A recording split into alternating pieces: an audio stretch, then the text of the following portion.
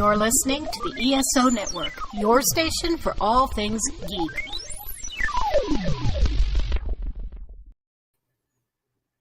Howdy, everyone, and welcome to the post-con wrap-up episode of the 2022 Dragoncon Report. I'm your host, Mike Gordon, and I'm pleased to introduce you to the rest of our station crew, starting, of course, with director Mike Faber. Hey, Mikey, how's it going? We all survived. We did it. We made it through Dragoncon. We survived. I think parts of us might still be there, but I think for the most part, yes. We'll have to check in with everybody to make sure that they survived as well. Continuing on with Darren. There he is. Hi, everybody. What's up? Howdy. Just want to make sure we're all still, like, we've survived, right? I did take 2d10 worth of damage over the weekend, but most of that was alcohol related. So, but I think I'm recovered now. Of course. I'm good. And Jen is here. Is she? Yeah, there she is. Two shows in a row, and I'm not having technical issues. Yay. Don't jinx it. See, now it's all going to go to hell. Yeah, Whoops. No, just kidding. I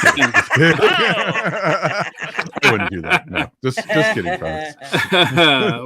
We also have with us from the Dragoncon Newbies group, Michael Faulkner is here. Hey, Mikey.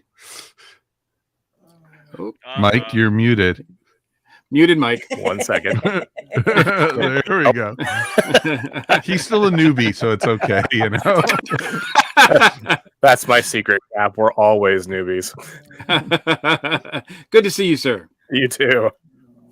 And we have a special welcome back to Channing Sherman, who's here with us. Yes, for some reason you guys decided to invite me back, and I'm happy to take advantage of your bad decision making. Hey, well, we appreciate you, especially since, not to get into behind the scenes too much, but you came in last minute for us, so we appreciate that, man. Always happy to put on my cape and tights for you guys. Before we really get started with Dragoncon and all the rest of the episode, as we record this, Hurricane Ian is looking to do some major damage to Florida and some of the Southeast.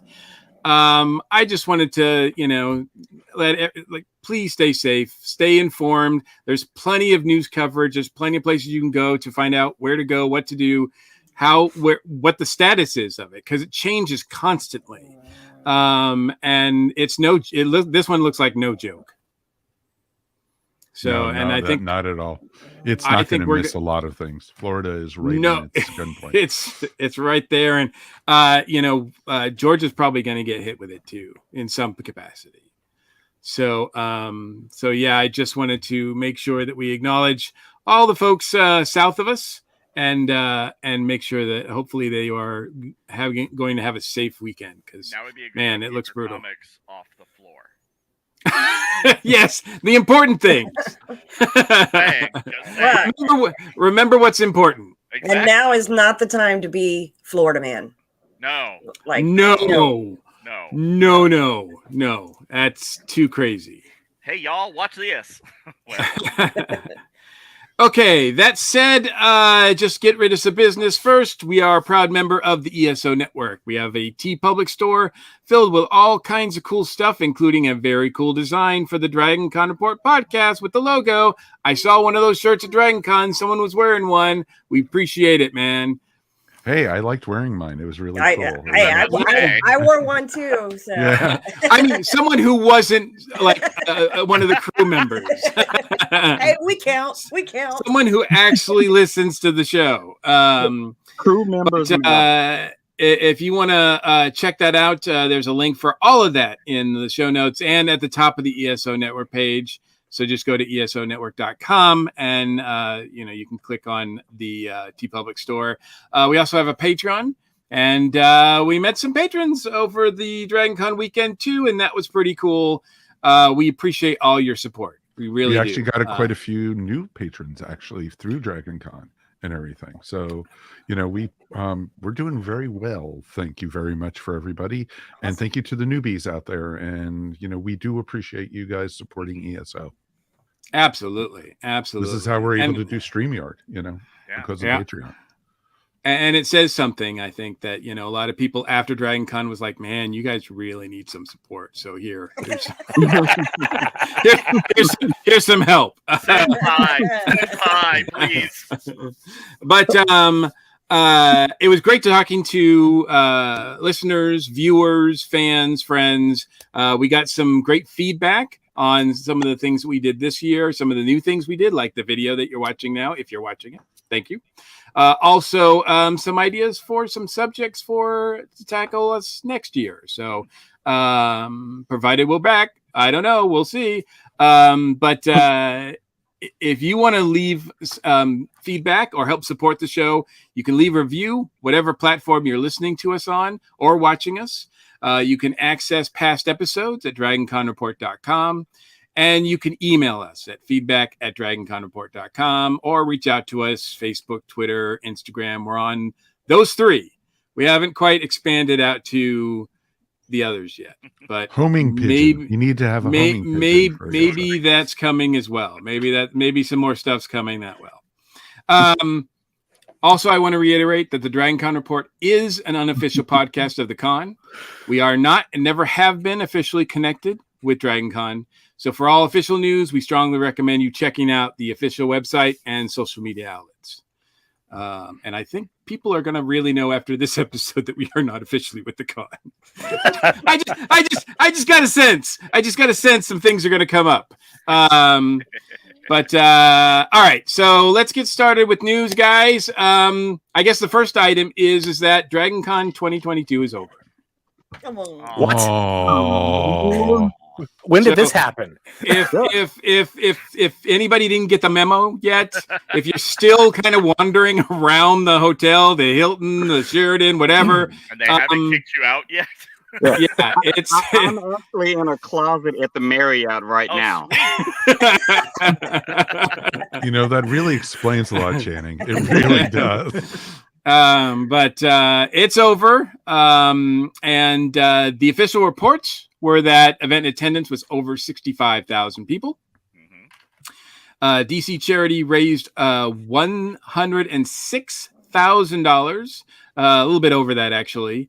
And with Dragoncon matching it, it means that about $207,000 are going to go to Open Hand Atlanta. Awesome. So that's good stuff. Good job. Also, the numbers came in from Life South Community Blood Center with 3,434 donors registered, almost 3,000 donors collected, and they actually had 1,179 first-time donors. Wow! So, for anybody question like, why do they have a blood center? Blood center here? Why? Who wants to give blood during a convention? Voltaire. It's for Voltaire. We know. Apparently, a lot of people want to give blood, and that's a good thing. I guess maybe they feel like it gives them an edge, a head start when they go to drinking, right? Like, yep, their levels are low already. Look, Exactly. drinks at Dragoncon are expensive. You got to use every life hack that you can find to get a bug. That's That's true. right. Yeah. And you help Yeah, for all save somebody's those- life at the same time. For all those packets of like Dragoncon blood that are out there, if you get that, if you're in need of blood and they use the Dragoncon supply, what do you end up with? That's Well, when you go to the hospital, you have to ask for the stuff in the carpet bag. And then Oh, isn't the carpet bag kind of soggy right now, though? a little Yes. drippy. Yeah. Yeah. Well, all those people who benefit from that blood should form a cult, so we can have the cult of the Dragoncon blood donors. Oh, great. Now that you've said that, in 30 minutes, there's going to be It's a new thing. Facebook It's going to be a thing now. Yeah. Hashtag there's Mike Gordon 2022. It seems like Dragoncon cults are popping up all the time, like every few minutes. Wait. Touche, Sarah. Wait, Mira. speaking of- Touche. Mira, didn't you just have a new cult start up about a week ago? I think I remember seeing that. Wow. Okay. Got some demigod crossing going on here. Sounds like it became an episode of Percy Jackson. What's going on? Okay, well, as I mentioned, the con is over. Good news is that it will return in 2023. Labor Day weekend, August 31st through September 4th. Memberships are currently online, on sale online. So online only, just like last year or this year. Unfortunately, most of everybody, if you haven't got your membership yet, you missed out on the early bird special, which I think was $95. But now a 5-day pass will get you $110. So that's how much that costs. Is there also a processing fee? There is a processing fee. Yeah. Yes. Yeah. Yep. So I think it turns out to be. They're learning from Ticketmaster, I guess. No, they had that last year as well. Okay. And memberships are non-refundable and non-transferable still. So, and just for those people, always be that way. just throwing it out there, Eternal memberships are available for $4,000. No, wow. not in this Wow. age group represented right here. That's about 20 years younger. That would be a total waste of money right there. How many kidneys is that? Just out of curiosity. That's 3 kidneys, Michael. Like if you're 21, 22, I can see that being worth And the you money. have but- $4,000, then come talk to me. Right. Okay? Right. If that includes like eternal life, like meaning I will always be able to go to Dragoncon for the rest of my life, then that's a pretty good bargain, I think.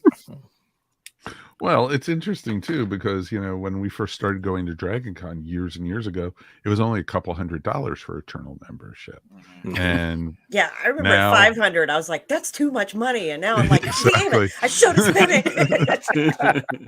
Exactly. Like I'm not always going to be a guest at Dragoncon, Maybe that's what they use the Dragoncon blood for. The Eternal members keeping them alive.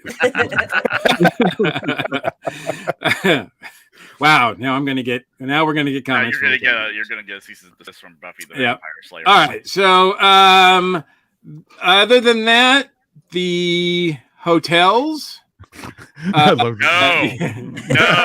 No math here. No math. Sarah, if you've got a calculator, go for it. If anybody in the comments wants to let us know, go for it because we are not in any condition to be doing math right now. It's somewhere on the order of like 40 years, which is outside our lifetimes. Yeah, that's. No. All right, so along with memberships is hotels. The host hotels. The Hunger Games have not. The Hunger Games have not started yet. Actually, they have. Have they? They have. Yes. Yep, they have. Both the They're over, Sheraton, no. the Sheraton and Hilton have already Been there, done that, gone. been there, yeah. Yeah. Now there will be probably some spots opening up at both those hotels, but Once they dry out the Hilton, I'm sure. yeah. No. I have a feeling like Hilton might We be have having so much to talk about. Hilton's going to have I know. some discounts next year. Mom is the word right now. Yeah. Okay. Well, I know that the Westin goes up on October 4th. And there's I think I'm the not Marriott sure. is the 8th. I don't think I don't know if they've announced the Marriott. Oh, okay, there you go. So, but so keep an eye out. I recommend going to the Dragoncon Rooms Facebook group. They usually keep a pretty good eye on. And there's Absolutely. also the Dragoncon Hotel Connection. Yep. So there's multiple hotel groups dedicated to giving you the links, giving you all the details. Yeah. And by the time some of you listen to this or watch it on the replay or whatever, they'll all be gone probably.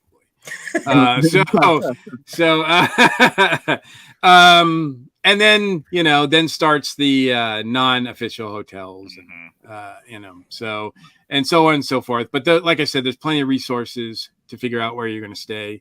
But if you do want to stay in a host hotel, now's the time to really start looking at that. But if you don't win the Hunger Games, don't fear. There's people who book backup rooms till they can get into the hotel they want all throughout the year, including up until a week before con. In those Facebook groups, people will be trying to offload their rooms. Yes. Do not go for an Airbnb? No. I saw a huge rise in people with cancellations this year, and that is a big thing. They're talking about all sorts of different safeguards and stuff. Like, no, it doesn't work. They just do not do Airbnbs or Verbos or any of that stuff. We'll talk all about that. Yeah. We will talk all about that in a little bit. Yeah. Because there's been a lot of crap with that, but let's get through news first. Yeah.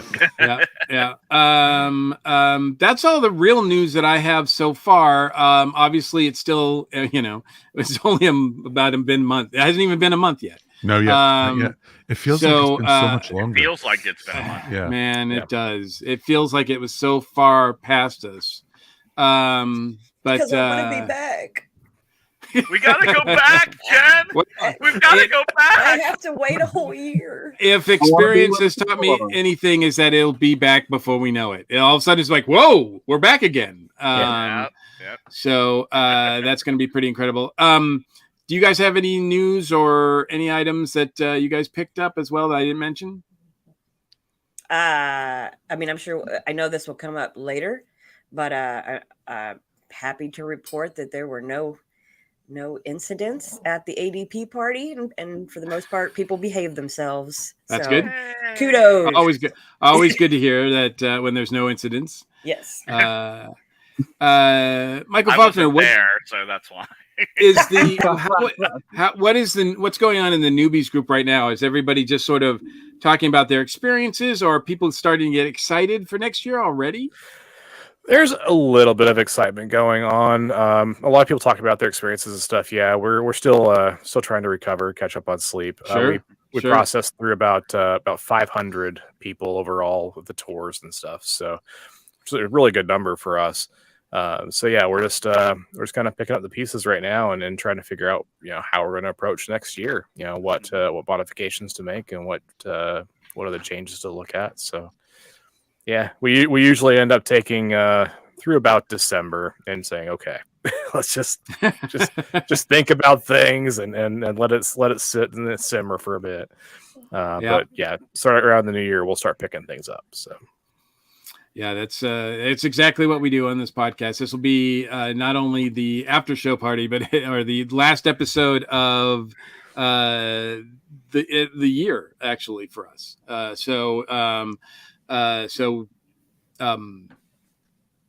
forgot what I was going to say there, but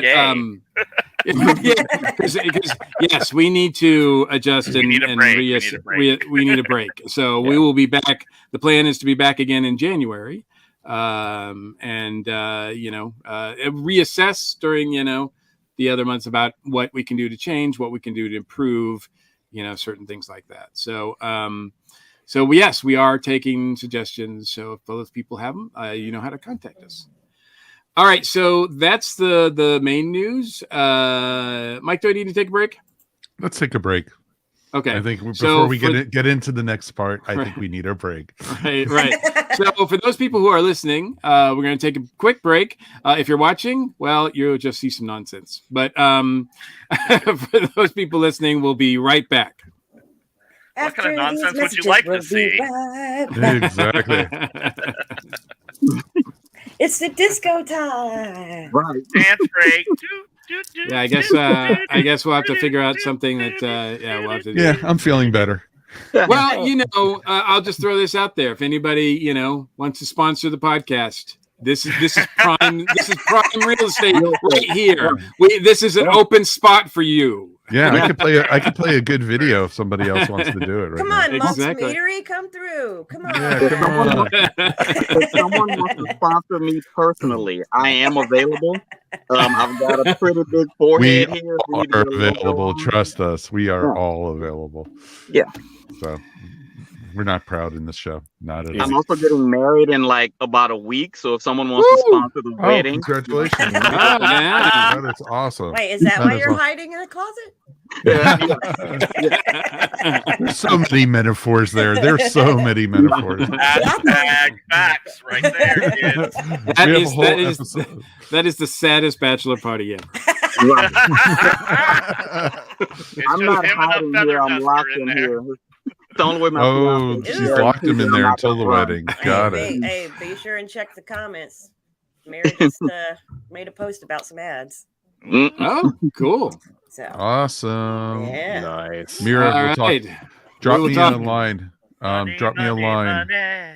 Must and be we money. can talk about it off the air, if that's cool. All right. I think we wasted enough of the people's time, the viewers' time. Fair enough. That's true. And we will. Which closet? I'm in an undisclosed location. You think he's got his hotel room already set? I mean, come on. You that's how don't have people to keep book a their room legacies. if you're already in the room. That's right. That's true. That's true. It's room 1313 at the Marriott. So If you never leave. It's right next to the shrine for the FedEx guy. Yep. All hail. John. John. all hail John. All hail All John. right. All right. And then Whenever you're ready, in Mikey. 3, 2. Howdy and welcome back. And now it's time for us to talk about the highs and lows of Dragoncon 2022. So let's take it from a personal perspective. Channing, how was your personal Dragoncon? How was their weekend? Overall weekend, it was good. I give it a solid B+. It is obviously we're still not far removed from the pandemic, so I can't say 100% that Dragoncon is back, as I do the air quotes for people who cannot see me. But it's definitely getting there. The crowd size was actually a mixed bag. It was nice to be able to move around freely, especially on a Saturday, because I'm not a big guy, but I have been starved for space on some Saturdays. But by the same token, I'm so used to those large crowds and maneuvering through them that it just felt weird. It's like, why are there no people in here? Why can I actually stretch my arms out in these places? You know, why am I not feeling like a packed in sardine? So no, I thought it was good. Obviously my bank account took a hit, as everybody's bank account does during DragonCon. Yeah, overall I give it a good B. I'm definitely going back next year. Sure. Yeah. Okay, cool. Very cool. Michael Faulkner? Yeah, I think I'd agree with the about the B- range. It was it's like is I I did like the crowd size. I've been since the entire pandemic started. I've been a pretty big advocate for attendance caps because 2019 was just insane. And even though they said 85, we know that number was a lot higher there. It was too small last year. But 65, 75, that range, I love that feeling. It's just enough people to feel like a good party, but not so much that you can't get around and they start blocking off hotels with the fire marshal. I did have a lot of good fun with the digital media track. As Mike Faber will probably attest, it was awesome to sit down with a group of people, come together and pitch some ideas to that track and then actually execute them, and we had a lot of fun doing those. It was actually kind of neat because Mike and I came up with working with Tyra, and we came up with 3 different panels, and all of them were awesome. We had such a good time with it, and the director there was very, very, very user friendly, as we like to say, and he was very interested in what we had to submit. And it was also pretty cool because we also got to do the ESO 10th anniversary through the podcast track, which was awesome. The digital media track is great. I think I submitted 2 for them this year, and they both got accepted. And the crew there is really good. They know their stuff. Yeah. So I think it was a really good time. It was actually my most diverse panel collection that I've had since going to DragonCon. Like I usually will stick to the majority one track or another, and this time I was just all over the place. So I definitely earned those steps these years. Yeah. Jen, how was your DragonCon weekend? You actually take a whole week, right? I'm one of the weekers. So I come in on Wednesday and leave Wednesday the following week. So, for me, I would rate it. And for me, it's an A. Every year is different for me. There's some things I do, there's tradition that I always do, but I always as well try to stack up a bunch of new things. I could tell there was a big increase in the crowd. Like last year, I loved the attendance. Like it was, I mean, I know people want more crowds. You want it to feel busier and more lively. But I was so excited last year that this year, like when I hit bottlenecks and the skywalks, it was like, why is this back? Like this is the part that needs to go away, or the lines for the vendor hall or something. It's just, so I'm one of those weirdos who wants, like a little bit more than last year, but not quite ready to start climbing. I want a slower buildup, I guess, or I just want people to start going to other buildings instead of the ones that I'm trying to get to. If that could happen, that'd be great. But this is very weird. I did not make it to any official parties. Wow. What? Wow. Who is this on the thing? Odd person. Wow. You really go to Dragoncon then? Well, Yeah. that was it. Yeah, the person who runs the party group and tells everybody the schedule did not make it into one. And because I was not going to stand in a line for 2 hours. So like I had a list of the parties I wanted to go to every night, like 10 Forward and the new the Belter Bar, the Expanse one. And especially with the Expanse one, I don't think they realized that was going to be that popular. They put it in one of the smaller rooms on the main floor of the Marriott, and that line was extremely long. I knew there was it was only like a 2-hour party too. I was like, I'm not going to get into this room. Like there's just no way. Right.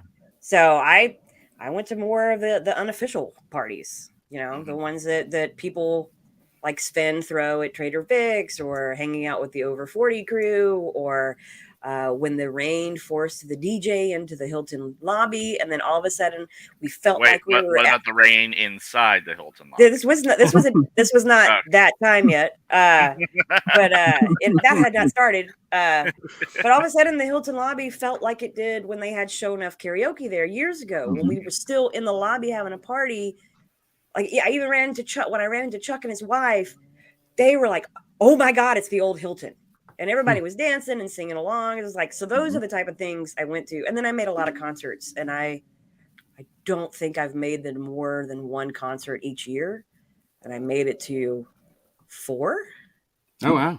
So, and I did stand in line for one of those. I stood in line for Cybertronics Free. That's the only line I stood in for any event. And it was worth it. So, is it really Dragoncon if you don't stand in a line? I mean, I've gone plenty of years with no lines. I just avoid them. So, unless it's the vendor hall. That's the new line. Usually registration was the line. Now the vendor hall is the vendor hall is the what's old is new again, right? Yep. Darren, how was your weekend? B. I'd say a solid B. It was good. I was a little, and by a little I mean a lot, disheartened by the fact that there were a ton of people not wearing masks. And I know that when you go into a panel room, they were enforcing that rule, but I'm sorry, there's a hermetic seal between the door from the hallway to the panel room. So suddenly you put on a mask and everything's fine. I got lucky. One of my roommates got COVID, and I sat next to Mr. Faber on a panel, and he caught COVID, and I made it out COVID free. Spoilers. I know. but I don't know how that happened, considering everyone who was not wearing a mask. So I did what I did the year before. Is I was like, okay, walked around Thursday. I went to the dealer's room a couple of times, and I watched a lot of Dragoncon TV. Thank God for Dragoncon TV. That's what I did. I went to a few parties. I went to a few dances. The lines were really long. No surprise. The dealer's room line was really long. But I have to say those lines kept moving at least. They weren't just static lines, at least the ones I was in. They moved fairly quickly. I think this year was more about microbility being in a crowd in a pandemic. And I did just get a booster 3 weeks prior to the event. And I think that's why I came out scot-free. I've got no other explanation for it, but that is that my antibodies must have been really up there to avoid getting COVID, being around so many people who had COVID and sharing a room with someone who caught COVID, and us not wearing masks in our room. I was like, okay, you caught COVID. Let me go get the test. Both of them came out negative. I'm like, okay, I look good. We had a similar thing on our end. So I was just like, that's surprising, but I was really disheartened. I was in the dealer's room and walking past, and there were some individuals who are part of Dragoncon, and I know they're part of Dragoncon, not wearing masks. And I heard a person come over the PA say, Dragoncon is a masked event. About 30 people near me. None of them reached for a mask. None of them made an effort. A lot of them were mask laughing on. at those announcements. Yeah. Wow. And I'm like, so why have the policy for not going to enforce it? That's my point about that. And that really disheartened me, because with someone who's got asthma, I don't need another respiratory thing in my life. Thank you very much. So that was an issue for me. That was kind of on the bad side of it. I do have a good story. Are we going to wait to tell the good stuff? Or do you want to hear the good stuff now? Tell us the good stuff now. Because we go to Mike Faber next, and I have a feeling that might not be so good. Okay, got it. So on the last day, I was at the Hyatt at their little snack bar area, and the people working at the Hyatt were over at that point. There were like 6 people back there, and none of them cared. It was obvious. Sorry, Hyatt, but customers are customers. And it took me forever to get some help, and it took forever for the line to go down. Once I ordered, the guy in front of me, who was wearing a lovely pink miniskirt, turned around and said, ESO, because he heard my voice. And then the guy behind me said, yeah, you're part of the Dragoncon report, aren't you? Guys, people listen to us. It's impressive. They listen to us so much they recognize our voices. Oh yeah, so people same way we're doing here. A good job. I don't know. It was completely random that 2 people knew this voice from just this. So thanks, guys. That was great. It's pretty amazing. Made my day. We had so many people come up to us during the con, both Mike and I, and say, "Oh, Dragoncon report. We love you guys. Oh, I was listening to you guys on the way up here." I even had people on my tour that I was doing for the newbies group come up to me and say, "Oh, thank you for doing the Dragoncon report. It's our first year, but we listened to every episode to get ready for the con and everything." So it's pretty awesome. So Darren, now that you have these fans and groupies, you have to come up with a catchy nickname for them. You know, like Aisha Tyler has Aisha's Army.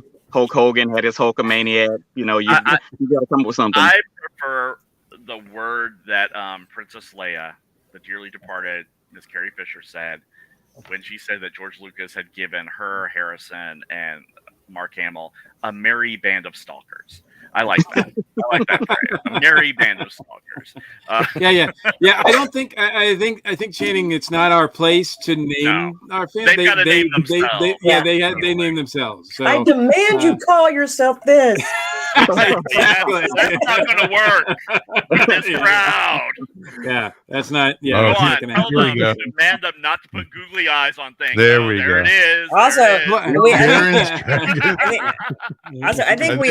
I think we've learned not to ask the internet to name things at this point. The newest cult. Darren's Dragons, the newest cult there. This reminds me that RuPaul's drag show has a con out in LA called DragCon. Yeah. And people were hashtag DragCon, but Twitter was auto-correcting it to Dragoncon. And so everyone's wondering, why are all these posts of drag queens coming out with hashtag Dragoncon? There's no drag queens typically in that number at Dragoncon. And they had to actually do a YouTube PSA about make sure that your hashtag says DragCon. That's funny. Hilarious. It was pretty hilarious. We'll put that in the show notes because it's pretty funny to watch.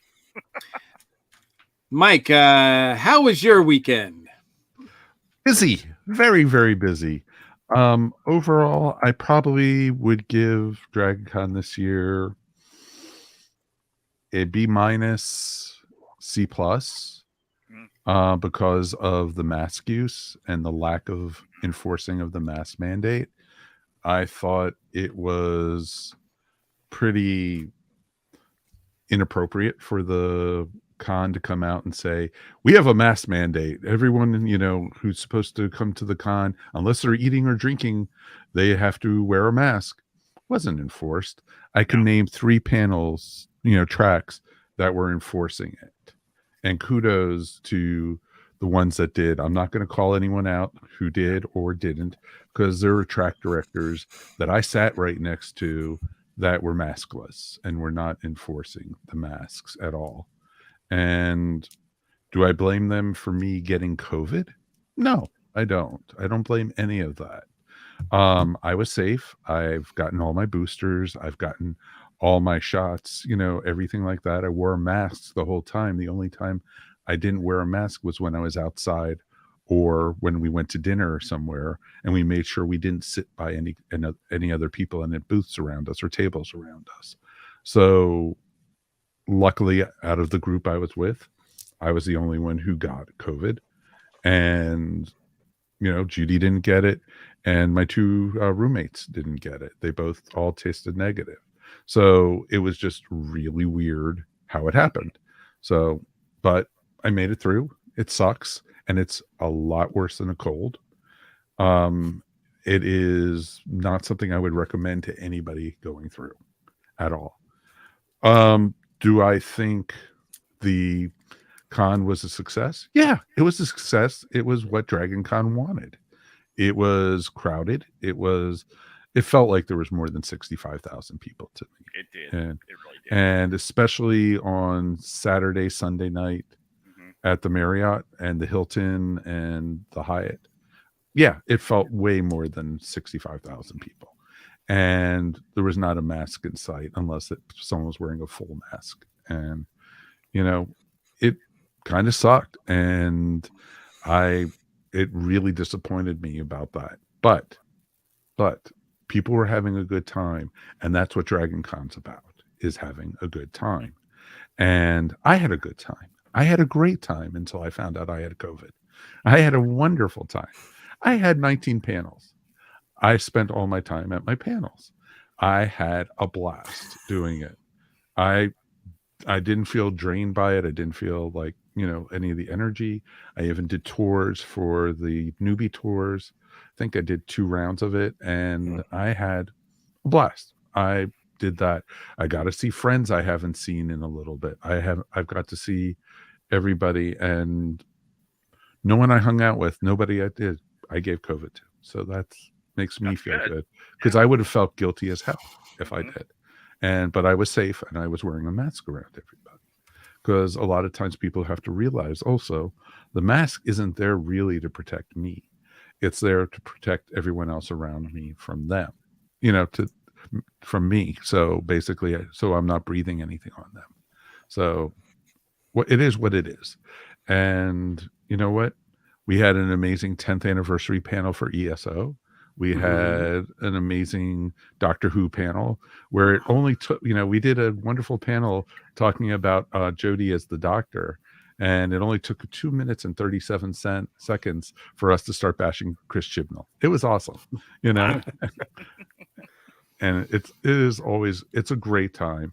I think it was neat because I don't really remember Dragoncon all that often having a ton of rain. And this year we had a ton of rain. Some pretty big storms hit during it. And it was neat to, be able to see the streets clear, and everyone crammed into the sky bridges and everything because of it.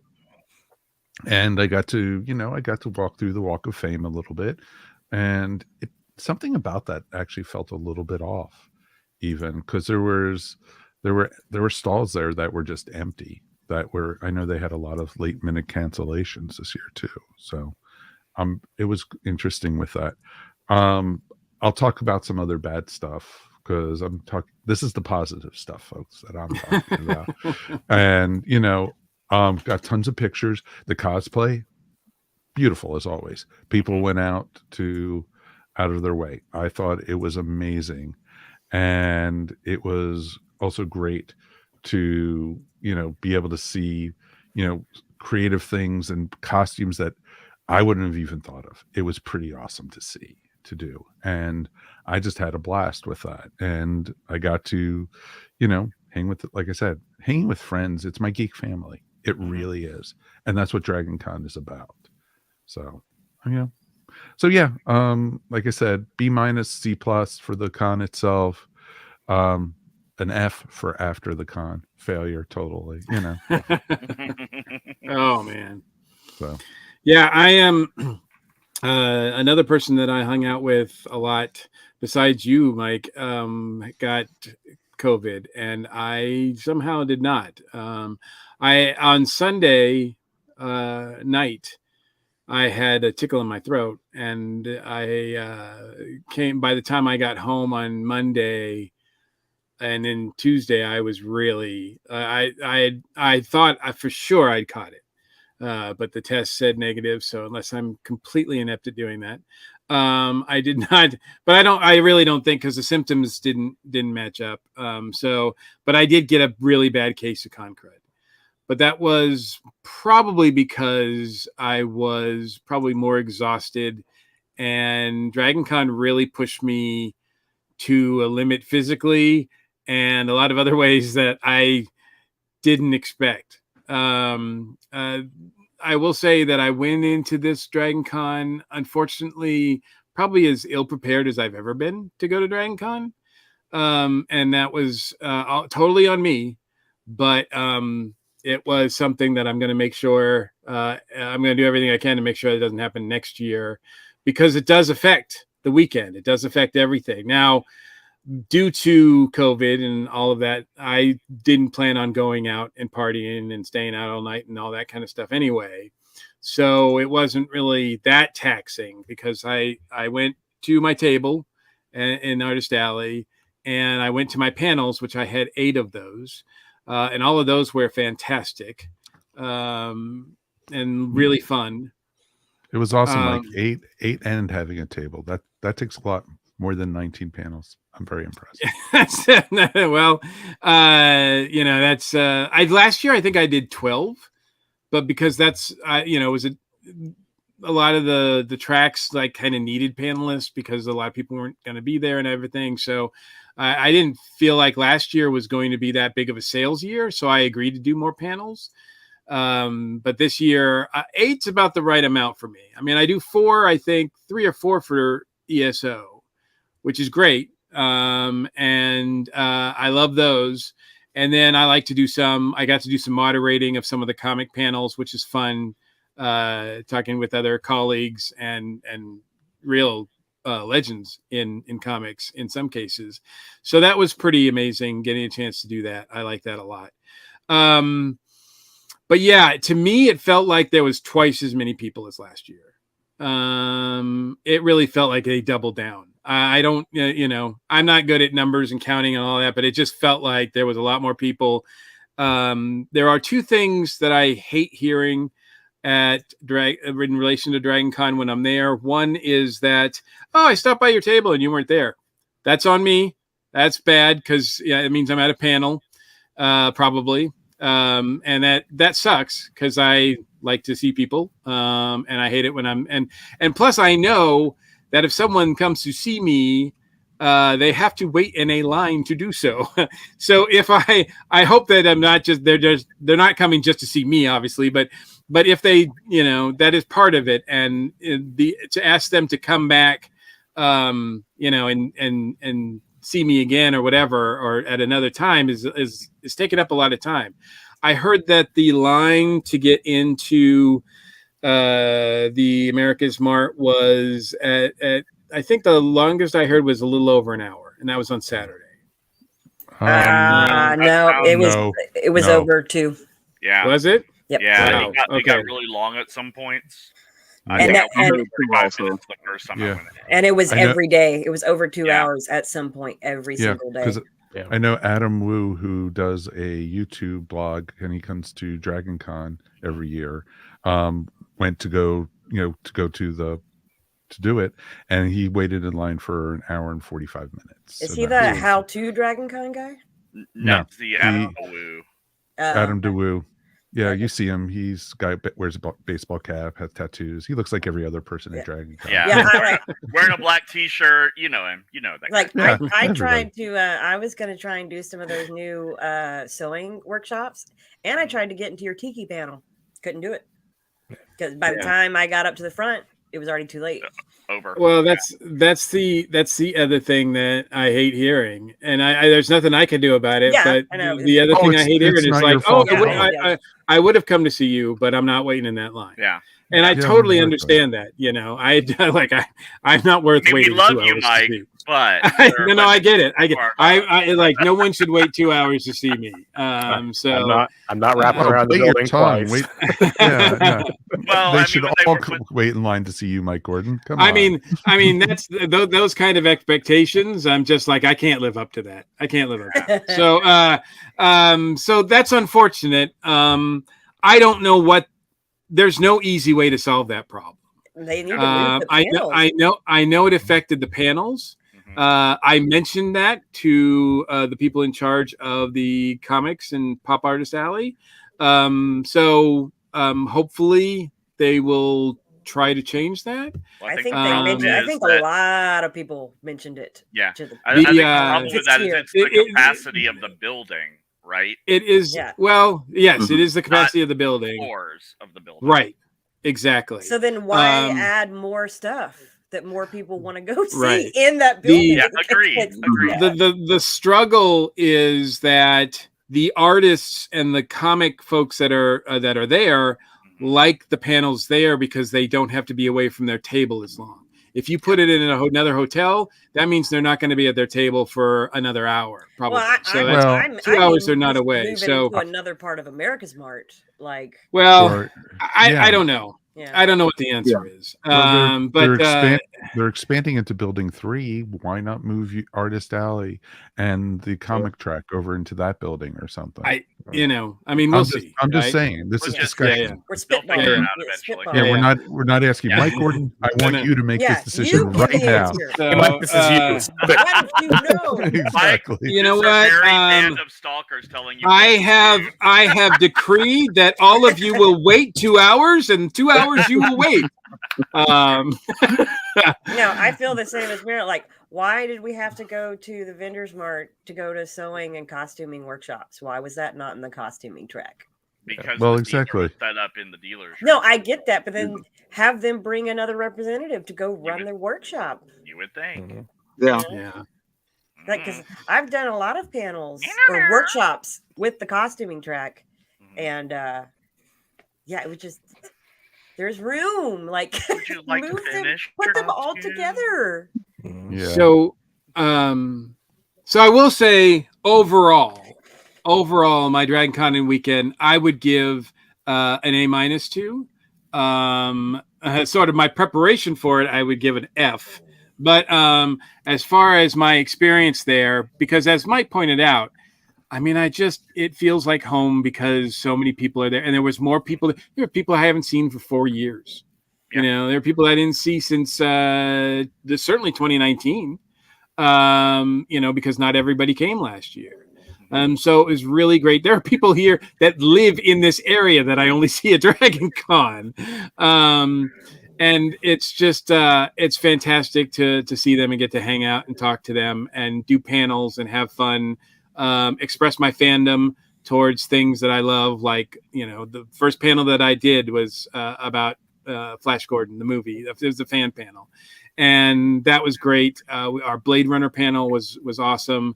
Yes, it was. So, and like I said, the comic panels were cool too. And the Tiki panel, I think, went off really well. Fortunately, I do have a release that I can release those.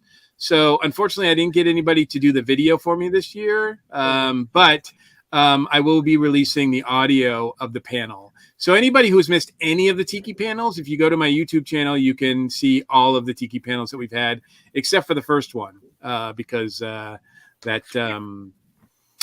one wasn't recorded in any sort of capacity at all. So yeah, I like what Mira Rose just wrote. DragonCon is always a work in progress, and they always make changes year to year. Growing pains, even if they're capping numbers, they still are growing content, and that's a good idea. I know a couple of people who are working on new tracks for next year already. Yep. And stuff. Yep. Well, also yeah, I do agree. I just hate standing in line. But look how the vendor hall used to be when it was at the Marriott and split up. No. Look how registration used to be. You make the wrong turn, you wind up in the chompers. No. Yeah, that was. That was a nightmare. Like total nightmare. There was people. They're just strangers touching you as you tried to walk by. And not in a good way. Yeah, I know. getting smacked in the face with a backpack constantly. Fairy wings. Oh yeah. Some armor. No, thank you. No, thank and then you. Wait, it was two ballrooms facing each other, and then there was something else down where the epic photo. Yeah, they had one dealer's room on one side of the Marriott lobby and another one on the other side of the lobby, and then a third one downstairs. Yeah. It was ridiculous. No.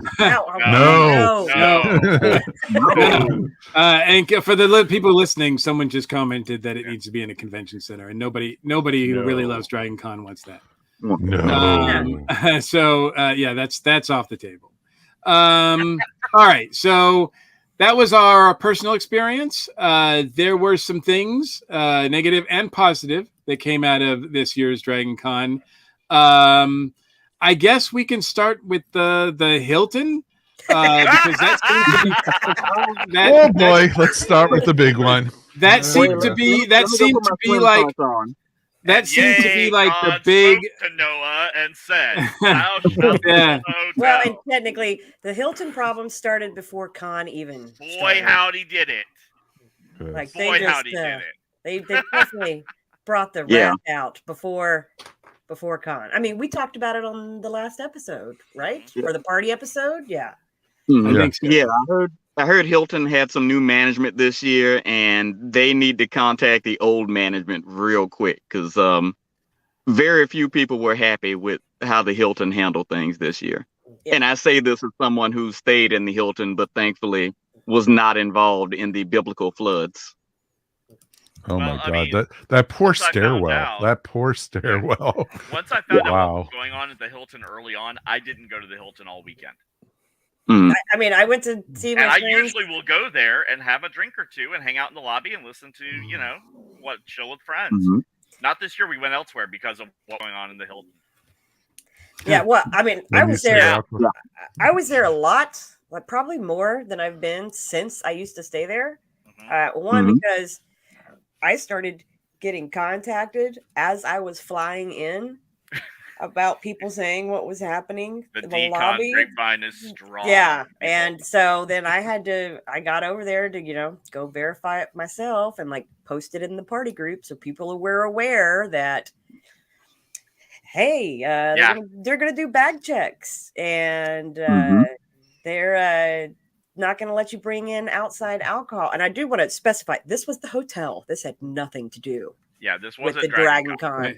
No, DragonCon did not have anything to do with this. My understanding is that there's new ownership with the Hilton. It was a new manager that came in sometime last year. Yeah. So besides the fact that turning Nikolai's into the Iceberg Lounge and charging too much money, which every day that changed to when it was free by the last couple of days. Because we're cheap and we're not going to pay for a cover when we can walk over to the Marriott and go to the Pulse Bar. Well, let's put it. I saw photos from the first night from somebody who did pay for a table. There was 3 people. Wow. Really? Bravo. Wow. I saw something too similar to that. Yeah. There's too much going on at DragonCon to charge that kind of premium for something. No, it's just not going to work. Not at all. And I know, like, they brought in private security. Some of the security was aggressive. Oh, so I saw. We'll get to that. Aggressive. We'll get to the aggressive security. And I know they stopped with the bag checks, or if it depended on who you were being seen by security wise, who was on shift, that they didn't check everybody's alcohol. Some they did. I am one of the people who got bag checked on the very first night. And I did have my alcohol checked. I did not get checked again throughout the week. But my bag check was, do you have alcohol in your bag? And I was like, no, I have alcohol right here in my hand. And Hey, it's a fair in my answer. bag. How It's ridiculous! in my bag. and then well, did you buy the alcohol here? And I was like, I literally just bought it 5 feet from you. And then Grumpy, made me go in. And after that, I just started walking around with my cup that I got from Wild Bill's that I travel with now, to where you can't see what's in it. And it could be water. And sometimes it was, especially after my Thursday night at Trader Vic's. There was a lot more water being drank after then. But have to equilibrium. Yeah, but also like when they started moving furniture, I started getting texts. Oh my God, they're moving the furniture. The over 40s have nowhere to sit. Or people, when we do ribbon trading, have nowhere to sit. They did move some seating back hours later. Right. But yeah, it was a weird, almost hostile situation with some of the staff working, and then you'd get some of the good staff who were in a great mood. So it was just weird. It's like you could definitely tell who seemed to be new, and who wasn't. But I do have to say, Trader Vic's patio bar really stepped up their game this year, and it was you got the bottom of the barrel mix. No, the same bartender they had out there last year was there. I love her. She's a hoot. They opened up an even like this overflow area from the back part of the patio, and it was awesome. Like I walked back there, I think it's where the old stairs used to go to when you could enter from the backside of the Hilton lobby and go down there. And it was really cool. Like I met the Dragoncon goth group there because all of them were hanging. I didn't even know that existed. It was really cool. They were super nice. And apparently I drank 8 Mai Tais on Thursday night. I love that you say apparently. All a strong start. Yeah, well, because I was getting everybody to order them, and then they get halfway through. This is too strong. Can't drink it. Oh, finish it. And When you're holding the drink, you can only count to 5. Yeah, so, that's true. No, and I I was home. I was back to the Sheridan by 11:45.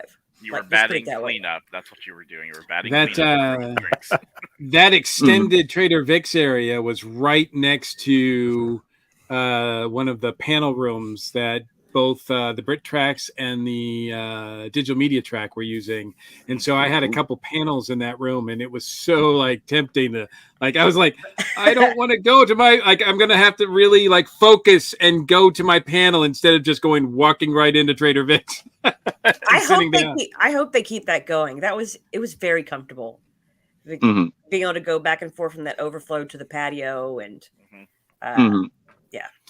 I don't think I've heard usually from the tiki community. I hear a lot of bad things about Trader Vic's during that weekend, and I don't think I heard anything. So maybe they're stepping up their game, or after the tiki community didn't go. I don't know. No, there was a lot of them there. It's just, the biggest complaint I see is after Wednesday you're dealing with big batch cocktails, and they cut their menu in half. But come on. They need to be able to deal with the crowd size. That's true. Absolutely. Yeah. We can't all you gotta fail it. Get individually made handcrafted drinks. No. So right. That's why there's a lot of us who go to dinner there for drinks on Wednesday, and then we just drink Mai Tais or Saturns or whatever on the rest of the time. So so the big news, the big thing that came out of the Hilton, rather than that though, was of course the other flooding. big thing, right? The tidal wave. By the way, if anybody if anybody wants to visually see what it was like, Leonard Firestone posted a amazing reaction video to what was happening there, the flooding on the floor. The whole floor, as well as the stairwell, was just like a waterfall situation. Where did he post this? Yeah, where's the link? It's pretty amazing. Let's see if I can. I don't know if I can send it out to everybody in the chat. So I'll try. Link. I am working on it. I sent it to everybody here. I don't know if anybody out there can get it, but I'll post it in the show notes so that people can check it out because it's something to see. But yeah, that was a big issue. And I don't know. I haven't heard any official cause. I've heard several rumors. The most, the biggest one was that it was somebody who was not happy with their roommates causing damage. Oh, wow. And I think they didn't know. I don't think they cared if it extended to the entire floor, which it did. So, wow. But I don't know if that's true. I have no idea. I just heard a pipe burst. Yeah, that's what I heard was pipe burst. Mm-hmm. Yeah. So at first we thought it was rain, but yeah, then they said a pipe burst. Yeah. So, what I understand is that everybody got free night stays out of that, that were there that were dealing with. Hopefully, there wasn't any permanent damage to anything. The Hilton is now advertising waterbed rooms for free. And there was also rumored to be quite a few room thefts at the Hilton. Oh, I did not hear that one. It was they were posting in the Facebook groups as well as on the Dragoncon Reddit board and on the Discord. We knew it. Somebody actually came out and was like, "No, this was me. This happened to me." And there was a few other where you couldn't substantiate it, but one couple claims that they were robbed in their room while they were sleeping. Oh my goodness! Somebody entered their room. That's bold. Yeah. So nobody would be able to. I'd sleep so light they wouldn't be able to. Well, or if you're at the Sheraton, opening those doors makes so much noise. There's no way somebody be able to walk in without you hearing it. But also, latch your doors, people. Always latch your hotel latch your doors when you're in the night. Totally. Yep. Any other issues with any of the other hotels? Well, I mean, this was my first year staying at the Sheraton. I did not personally experience this, but we had Mushroom Gate this year there. Yes, where, the mushrooms. A few apparently bathrooms. Were we rolling? Had no. Rolling. A few mushrooms grew. I can see how it happened. We were on what to me felt like the second floor, but it's really the fourth, the way the hotel's set up. So we had the balcony that walk around the pool. Oh, yeah. That area gets so humid. Yeah, it's humid. So I can see easily how mushrooms can grow in those conditions. But see, that's why they had that Legionnaires outbreak a few years back too. That was the AC system. I know, but or a fountain. It was a fountain. It got so humid in that place. Whatever they were using to clean it wasn't doing a good job, and so the germs accumulated. Yeah. So I mean, we walked down on the patio occasionally, but we usually just kept it closed and really cranked down the AC when we could get it to work. Yeah. And so that helped with the humidity. I also travel with a fan, so. But the pictures I saw of the room, they had wallpaper touching the shower, and that's where the mushrooms were going from. Our bathroom didn't have wallpaper. We had tile.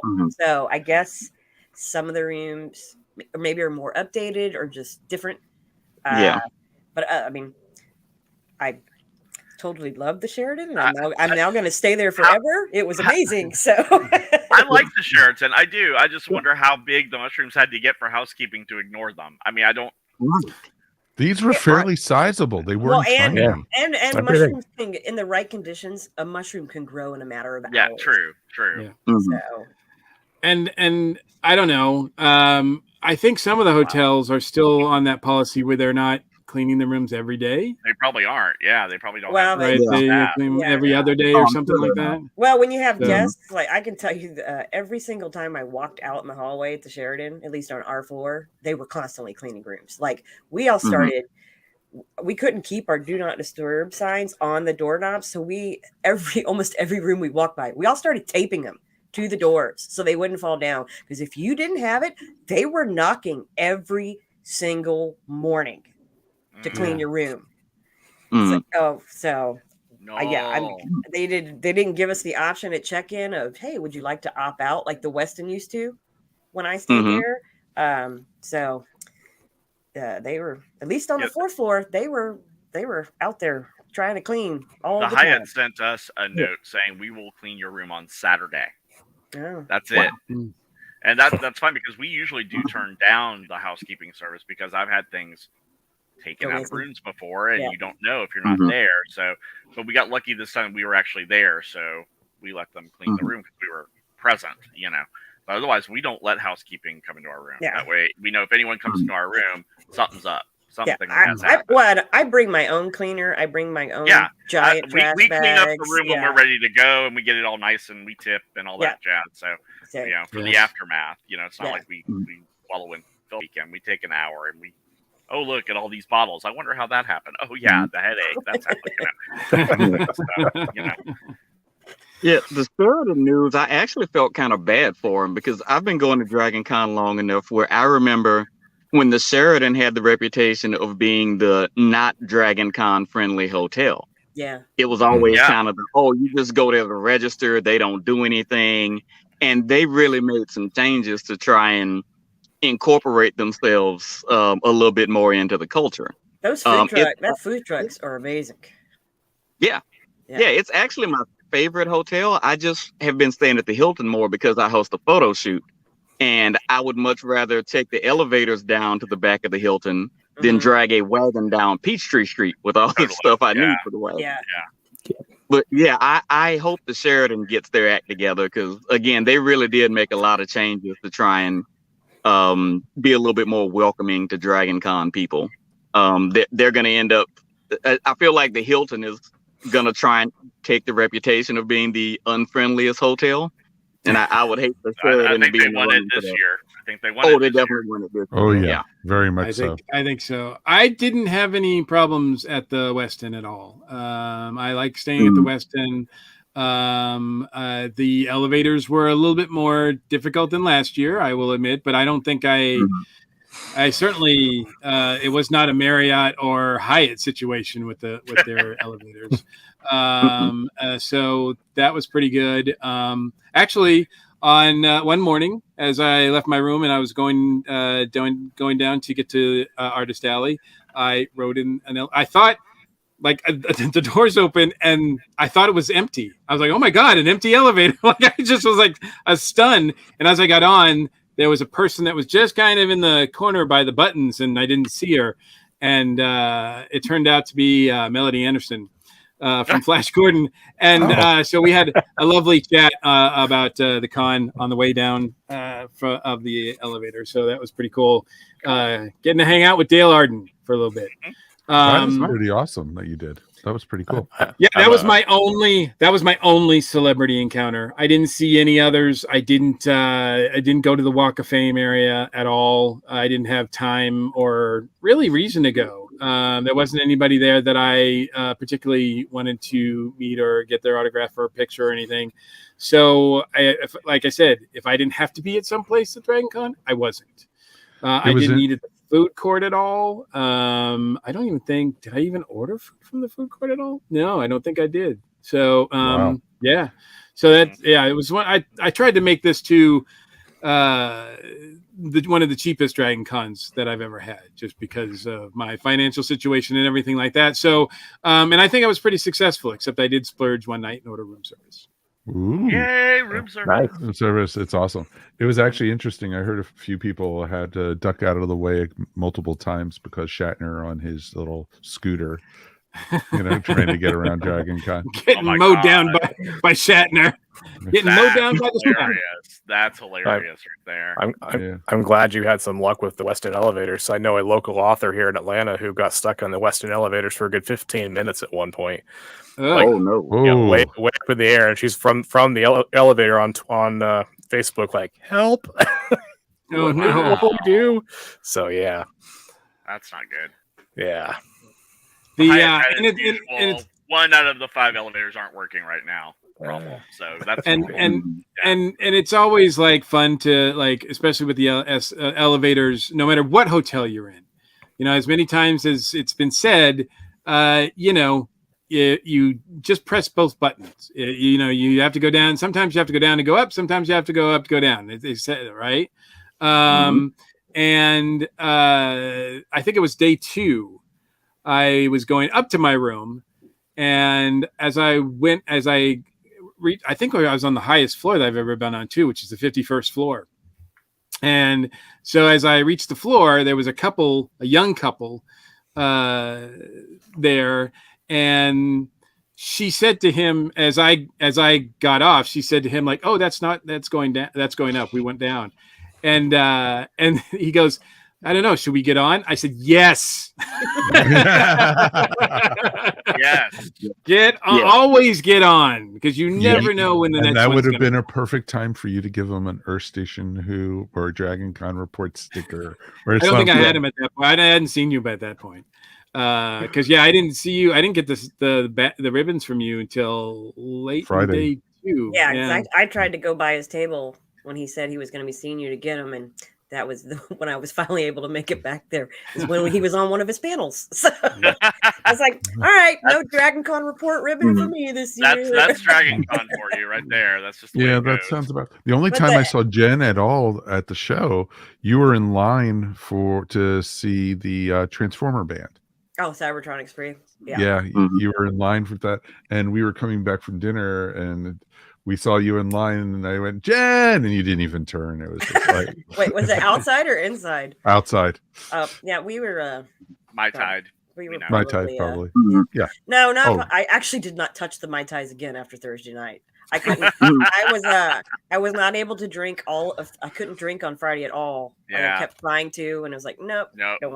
Nope. And then, but by Saturday night, because we were running around in the John Wick thing, like all the shot bars were out.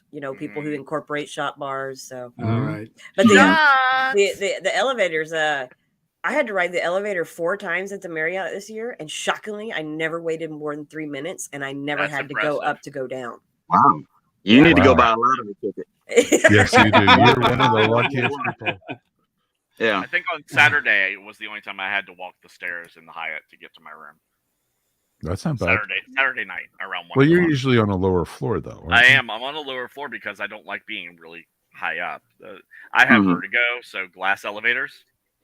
No, thank you. I don't need to be on the 15th floor. Thank you. So yeah, I'm on like the 3rd, typically. Still never made it to the con suite. It's there. Yeah, I tell you, it's there. I haven't all night. I haven't done it either.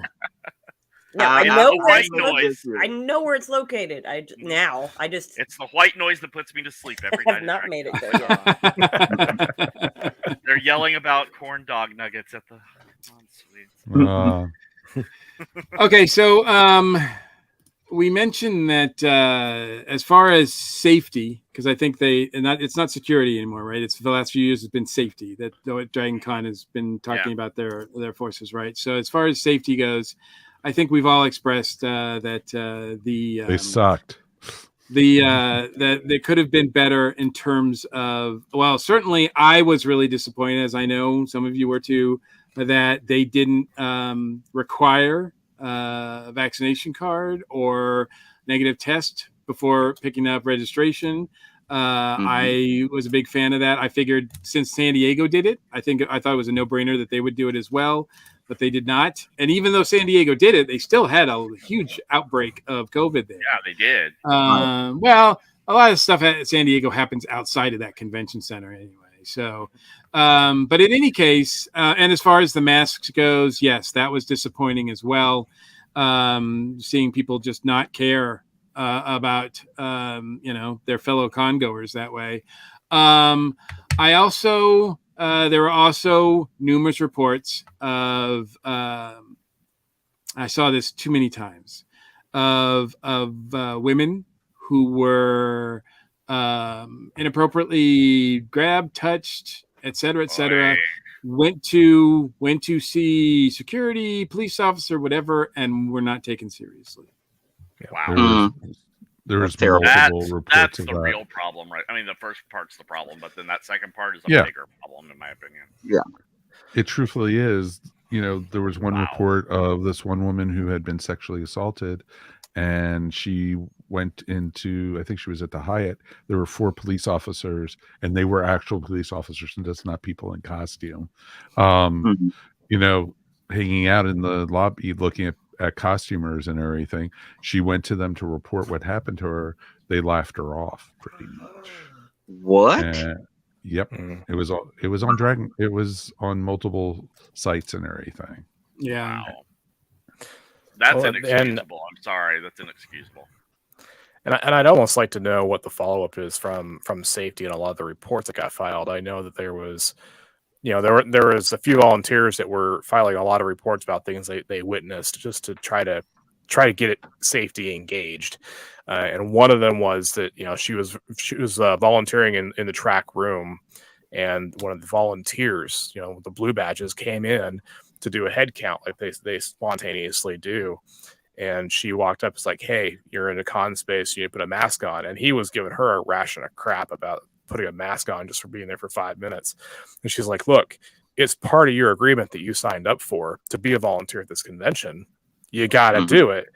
And he got verbally violent with her, like just started unleashing tons of F-bombs and all this kind of stuff and leaving the room. And she reported him, but it's like, this is a volunteer.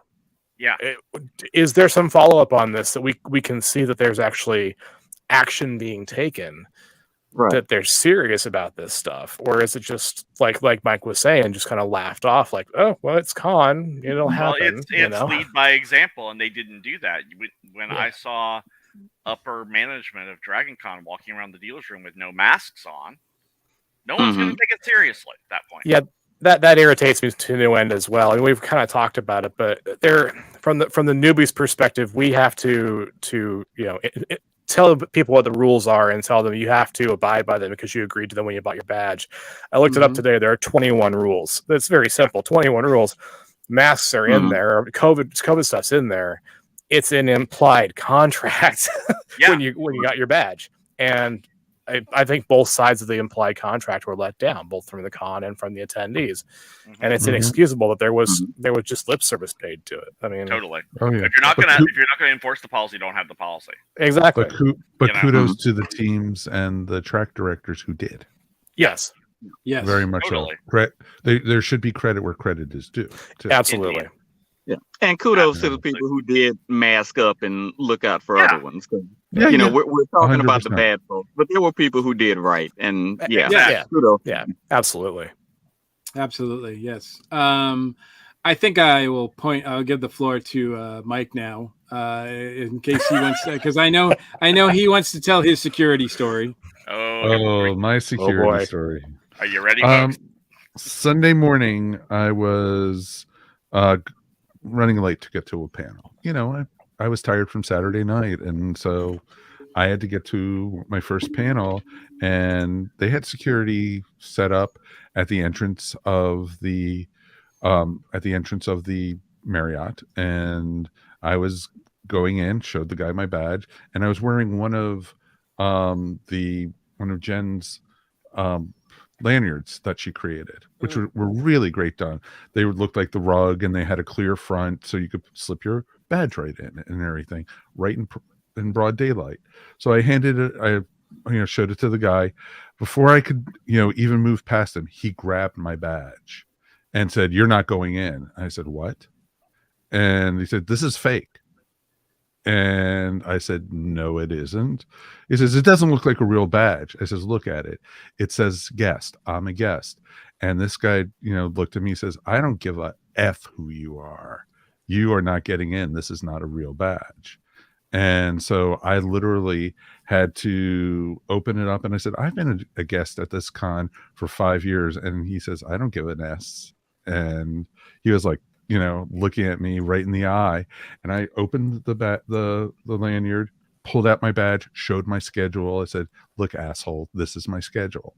And then I walked, I grabbed my badge back and the lanyard out of his hand and turned away and walked back, and had the nerve for a second security person at the second door going into the lobby say, "Oh, he's only doing his job." I says, "No, he's not. He's harassing people." And that's and it's like, which is totally unprofessional. And Sure, but if he's doing it poorly. Yeah, if I Right. had more time because I was running late to a panel, I would have gotten that guy's name and I would have reported him. But it was ridiculous. Was this And- hotel or con base? Right. It That was was my question. Usually think at it's at the door, hotel it's a door, hotel. it's the It's the hotel. private security Okay. company. it's the private security. And to use, language. There were kids around. This is, Yeah. this is 10 o'clock in the morning on a Sunday. Oh, good lord. And no, there were Yeah. kids, there were That's uncalled families. for. Completely It uncalled was for. completely. And you know what? It just pissed the hell out of me. And it's just like, really, Put you in a dude? great mood for your panel, I'm sure. Oh, I went in and I told the track director, and it's like, what happened? And they were like, dude, if you want to sit this panel out, it's like, oh hell no, I'm talking about this. I am here to talk, damn it. Yeah, some people cannot handle authority because it just goes to their head. They get just a little bit of power, Yep. and they feel like they have to flex their muscles. Mhm. And I've never figured out a good answer for the Dragoncon security issue, because you either have the volunteers who may not necessarily have the proper training, or you get the paid security, kind of like they had at the hotel, who don't understand the situation fully, so they don't know what's going on. And I've never figured out how to find a happy medium between those two. No. Creative guy actually said it perfectly. If I was more awake probably at the time and had coffee in me, I probably would have taken a picture of him, and just, then done something about it, because people I've told about it said, dude, that's assault. This guy literally accosted you. And for him to be doing that, it's like, it's crazy. It was ridiculous to do. And it soured a lot. I didn't want it to sour the rest of my con. And I tried my hardest not to. And I did have a good time the rest of the day, Sunday and Monday. So, I had to. I had another 13 panels to do. Come on. Exactly. Yeah. But see, this gets on my nerves, and I've seen this before too in other conventions, not just Dragoncon, where it's what you were saying, Channing. Someone gets some power, and then they go hog wild with it. I was at a con, but I didn't have my badge yet. I wasn't a member of the convention yet, and I had this guy didn't know who I was or what I was, but I was like, I'm grabbing some food and going to my hotel room. He was like, well, you can't get on this elevator. Like, I'm a guest at the hotel. Well, you don't have a badge on. Well, I'm not part of the convention yet. So you need to slow your jet. I'm going to my room to eat my food. Right. Thank you. Well, they should let you have a in. nice So day. if you have a hotel key, if you have a hotel key, they should let you in still. Yeah, But this wasn't I'm even a going to the hotel room person. that I paid for. Yes, this wasn't even a Right. hotel person. This was a person working with the con who was doing a badge check at the elevator. And I'm like, I'm going upstairs. I'm not going to a convention. I know about conventions. I know about the rules. But it's this type of thing where someone just gets a little bit of power and then they go crazy with it. And they act out because in my mind, my theory is that they don't have any power in their real life. So this is the first time they're able to take out some of their frustration on people. And unfortunately, those people are trusted with being good stewards and being, we've seen corrupt cops on the news, so we shouldn't think that there aren't corrupt security guards working part-time, and some of them might be corrupt cops making an extra buck, and they're just going to be, bastards to people. And there's no excuse for it, but I don't know what the solution is either, Channing. I wish there was. Maybe castration would work. I don't know. But I just don't think that's appropriate to treat your guests like that. And we're hamstrung because these are the hotels we go to. We have to use these hotels. Right. And it bugs me that they've got us by the short and curlies because this is where the convention takes place. So it doesn't matter how awful your experience is in a hotel. Unless the hotel's really motivated, they don't have to do anything to go out of their way to be good customer service people to you. And that's they why know we're coming back. That's why we start social media campaigns, though. I mean, exactly. Word of mouth pressure. Yeah. That's our only tool, really. I feel like a lot of this has been building for years too, because I remember 2018, 2019, and 2021. There were definitely more kind of negative vibes out there. Like there was a lot more of this kind of pushback that we were seeing. You know, people just being grumpy, or in some cases like being pushy, like the folks at the doors. You know, this has been growing for a while, and I don't know if there's something that the con can do to kind of push back a little bit and say, look, we're bringing you X number of dollars on a major holiday weekend with, 85,000 people, give us a little bit of slack here, or what the deal is. But I've seen it growing over the last 5 years. Yeah. And I think that's the other issue. Like, I get it. They have a job to do and you want to keep people safe, but you don't have to come in at a 9 or a 10. I mean, kind of like the issue with Mike. If the guy thought that the badge was fake, he could have just pulled him off to the side or just said, hey, can I get a closer look at that real quick? Yeah, you don't have to immediately go to snatch his badge and restrain him. Exactly. And start cursing at him. Yeah. Right. Yeah. Exactly. And I know they're having a tough time keeping people who don't pay to get into Dragoncon out of Dragoncon. I know that's a big part of it, but that's what we're paying them to do. Yeah. You know what I mean? This is part of the contract that we have people at security key points because the harassment of the cosplayers was getting out of hand. Well, I do have to say that there is apparently still a spot that people can get in. People were able to get on the Hilton patio. Let's put it that way. Gotcha. A lot of the Hilton again. A lot of the assaults I heard about happened on the Hilton patio. Whether there was women, people in the inflatable dinosaur suits were getting harassed and groped.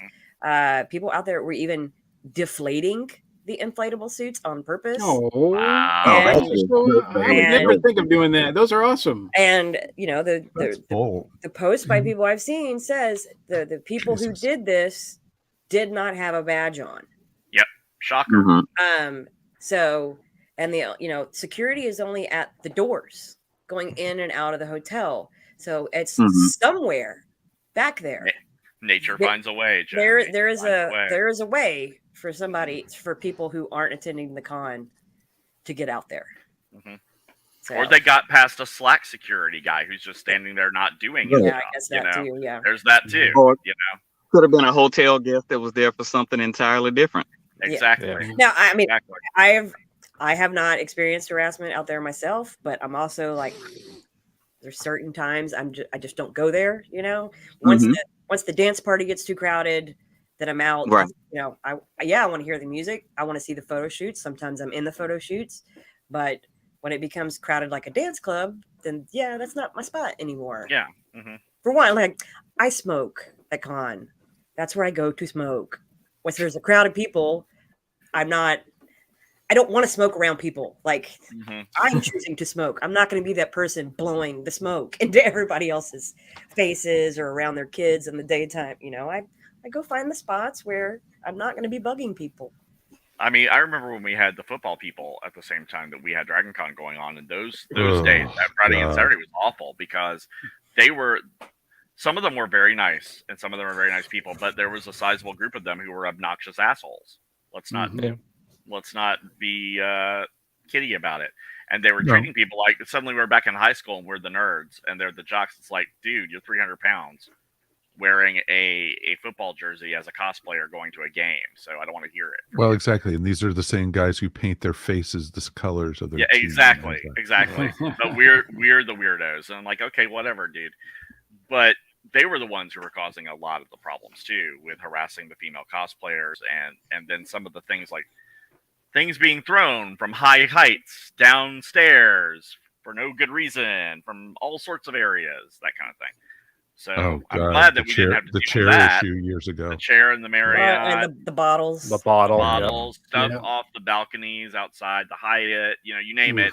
It's happened in every hotel where you have a way to do it. Well, it's like there's a reason the Hyatt pool is closed during con. Exactly. So, I mean, security has to do their job, but they need to treat us with respect too. Like absolutely, we treat them with respect. I think a couple things. I will say in the past a couple years that we had the con live action. There has been some bumps on setup day for me, because when I go to set up at America's Mart, I my badge, because I'm a guest, is in the Marriott. So if I don't go to the Marriott first to get my badge, then I don't have a badge or anything to go into America's Mart to set up. So the security will stop me in America's Mart and be like, "What are you doing?" And I'll be like, "I need to set up." And they're like, "Who are you?" And so there's been some discussions there. And sometimes I'm forced to go to the Marriott and to get my badge and then come back to the America's Mart. And then I can set up, because then I've got, and even then, because they're used to seeing vendor badges all day. And here I come with a guest badge and they're like, "We don't know what that is." And so there's been confusion there before. This year, none of that. It was one of the easiest setups I think I've ever had. Wow, good. So I do give them credit for that. I think Michael Faulkner, to your point, I think one of the things is I think DragonCon over the past few years has added more and more security because of, let's face it, world events, right? Right. And the times we live in. And I think maybe because of, as the security expands, I think, the percentage of jerks who are in security expand, I think that's probably part of it too. And I think that's only going to get, worse as it gets bigger. So I fully predict that DragonCon is going to be like wide open with no restrictions for attendees next year. That's my own personal feeling, but I haven't heard that officially. But I feel like I don't know what's stopping them really at this point. And not after this year. I love the amount of people we had this year. I think a lot more, and it's going to be. Is it an enjoyable con? I don't know. I mean, to me, there was a lot of visible kinks this year. I would hope that they would see the kinks and be like, okay, we cannot go back to full attendance yet. If there's kinks with this amount of people, imagine how that's going to be when we add 15,000 or more people on top of it. Yeah. I fully expect them to go full out next year. Because I really do. The vendor hall was that bad this year. What happens when we add 15,000 more people? I think we're doing March of the Lemmings again. Here's the thing too. I don't know. I don't know this personally. And so, who knows? But I don't get the feeling that DragonCon had to turn anybody away who wanted a 5-day pass, right? Yeah. I don't think they cut it off and you couldn't get, because I never saw with the memberships. Now, if you wanted a daily pass, those sold out. Yeah. So I do think we'll continue to see restrictions on daily passes, which would be awesome. But restrictions on, full memberships, and that, a lot of people bark at that too. It's like, well, if the single days are sold out, I can still go. I just need to spend more money and get a full membership, even if it's Saturday or Sunday, right? I've seen plenty of people say, "I'm not buying a 5-day pass." So I don't know. Right. There's still a lot of people so I do get a feeling that maybe it is going to, I don't think it's reached the point where they're turning people away yet. So maybe this is as big as it will get for a little while. Maybe it'll take a while before, if at all, we see 90,000 people like we did in 2019. I hope not. I hope not too. I hope think not. This was a really good size for the con. No, 2019 was the first year I ever got scared in the crowd. Really? It's Saturday night at the Marriott when the police and the fire department came in and shut down the pulse level floor. When Yaya Han and her group, they were all dressed like her, showed up. And it became a madhouse. And it was like, when they shut it down, it was like there was a stampede of people trying to get out of there all of a sudden. It was scary. 2019 was the first year in the time that I've been going to con that my wife and I looked at each other like, is this still worth it? Is this still fun? Yeah. Because it was just, yeah. I mean, it's still worth it for me, but it was so. after that year, it was just like, okay, I'm not going to the Marriott on a Saturday night anymore. But then Right. I've been able to do it the past 2 years and walk around fine. And it's But then that's it comes awesome. up to how many people is too many attendees to have a good time at the con. You know what I mean? That's a great question. That's That is That's a really the good question. When you wind up standing in line for 3 to 4 hours just to get into a panel, and of course they say, "Yo, we don't start panel lines until an hour beforehand," but we all know. Well, I think one thing though, they have done a better job of like, so there's a lot of the big parties on the same night now, and they're in different locations. Well, that helps split up your crowd. So I think that's something I have visibly noticed them making an effort to do, to not have the crowd all be in the same spot at the same time. So that's great. But like, maybe they just, maybe start doing that with panels as well. Like, hey, we're going to have this big panel at this hotel, this big panel at this hotel, and that, make people maybe make it for the same genre. And then people really have to choose and not, we're all going to see this. Yeah. Like David Tennant's in the Hyatt, Patrick Stewart's at the Marriott. Like, to me, that's got to have some crossover. Choose your adventure. Exactly. And then it'll split the people up. I don't want to return back to the days of the March of the Lemmings where you couldn't even shop in the dealer's room because you're just being carried along by the people. If you can get into the dealer's room. Yeah. It's already we've already discussed a 2-hour wait this year at the most. Yeah, and they've been worse than that. I mean, they have been. And from a vendor, Channing is actually in a closet, y'all. I must admit, I have not talked to and touched base with a lot of my artist and vendor friends about how well they did. I know that last year we were all really happy and we all had really good sales. I don't know if that was the case this year. So I know from myself, I did okay. I didn't do as well as I did last year. But then again, I didn't have a new book, and a lot of that was on me rather than, I think, the crowds or anything. I did think that there was a little bit, because yes, as the building fills up, the fourth floor becomes a little bit emptier because most of the people are going to, the 3 vendor floors. And so the people who want to just do the comics, because we don't get usually a lot of walk-by traffic. Usually, because I've actually heard people say like, "Oh, what's on the 4th floor?" Oh, that's just like the comic area. So, and they're like, "Okay, well, we're done shopping." So I purposely go to the 3rd and 4th floor. I mean, I start at the 4th and work down. Yeah, work your way I don't down. really care. I don't really care about the 2nd and 1st floors anymore. Well, I'm going to see you. I'm going to see Derek and buy his new, whatever new bar glass set he's released, and going to go to Wild You have your Bill's. list. This mug is awesome. Yeah. Yeah, cute. Derek mug. Also, I will say another thing that was cool in the vendors room was the Strange Tees, like their Dragoncon shirts. Those things were selling like hotcakes. These tie-dye shirts. And it's a great shirt. I really like it. The print came out really nice.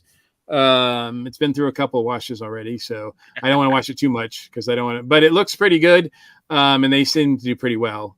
So that was appreciated. Anything else from the con, like as a whole, either positive or negative that you guys heard? I appreciated the expanded offerings at the actual Dragoncon merch store this year. Yes. Okay. I was very happy to find an actual zip-up hoodie instead of a pullover hoodie. Immediately bought that. But my biggest tip for everybody for next year going forward, if you see something Dragoncon merch that you want, you need to get it before the end of Friday. Yeah, that's because a Friday thing. They started selling out of stuff or running low by Thursday afternoon. And the Sheridan store had, I heard rumors the Sheridan store was selling out of stuff before the Marriott location could even open, and that they were trying to pull stuff from the Marriott location because the line was, there was so many people who wanted so many of the things this year. So, but yeah, just Don't wait till Saturday. More merch. Yay, merch. Yeah, If don't wait till say Saturday. I'll get it later, you're not going to You're get not it. going to get it. You're not going to get it. Yeah, Yeah, it's like that stuff. Yeah, that official stuff goes so fast. Yeah, I got in line at the Sheraton when the rest of my group went to get their badges Thursday morning when it opened, because it opened earlier. So they went and got in line at like 9:30. I just immediately got off the elevator and got in the store line, and they got through registration before I got up to the store line. But I was like, I am not getting out of this line. I'm getting my dragon. I am getting my video. Channing, how were the photo shoots? The photo shoots, the ones that I got to attend, were great. Most of them, they were mask optional, but I didn't see anybody getting harassed one way or the other, so that's always a plus. On a personal note, my photo shoot ended up being attended by someone from the freaking New York Times, so that was real exciting. Wow. Yeah. Yeah, we had a nice little write-up, I want to say either Friday or Saturday. So that was really good. It was a good article. Yeah. Bravo. Yeah. Good Yeah, show. they did Good a show. great job. Yeah, I did more panels. I was on more panels this year than I've ever been in, so I didn't get a chance to do a lot of the shoots. But, I have a couple of regulars that I hit. I'm never going to miss the G.I. Joe shoot. The Black Panther shoot. Yes, exactly. Yeah. Never, I will die before I miss that one. Like, it is that serious for me.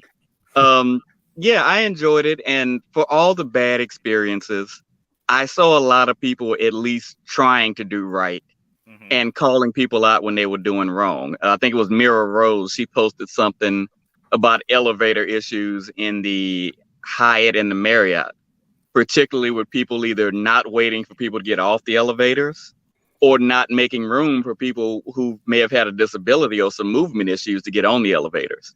And I saw that at the Hilton. That sucks. Yeah, I saw that at the Hilton, but there were people who were trying to call them out on it, or who would try to, block for them so that they could get on. So, for all the bad, it is nice to know that there's always more good people than bad people floating around Dragoncon. True. Yes. Yes, there's my happy thought for the night. It's a great thought. That's a great thought. I like it. The big happy thought that I was just pleased to see at Con was we talked about it before, but the grassroots efforts to get more programming that isn't there at Con to be put in the spotlight, get new tracks set up.